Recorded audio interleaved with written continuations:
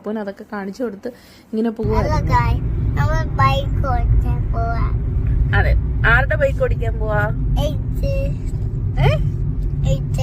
പപ്പുന്റെയോ? പപ്പുന്റെ bike ഓടിക്കാൻ പോവാണോ? നമ്മൾ എവിടെയാ ബൈക്ക് ഓടിക്കുന്നേ? എവിടെ? Dolphin park.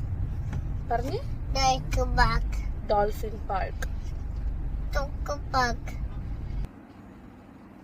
ഇപ്പൊ ഈ പാർക്കിലാണെങ്കിൽ നമുക്കൊരു വാക്ക് വേ പോലെ ഉണ്ട്. അപ്പൊ അങ്ങനെ നമുക്ക് നടക്കുകയും ചെയ്യാം, അവർക്ക് ഇങ്ങനെ ബൈക്ക് ഓടിക്കുകയും ചെയ്യാം. ഹസ്ബൻഡ് കുറച്ച് ടയേർഡ് ആയതുകൊണ്ട് ഹസ്ബൻഡ് വന്നില്ല.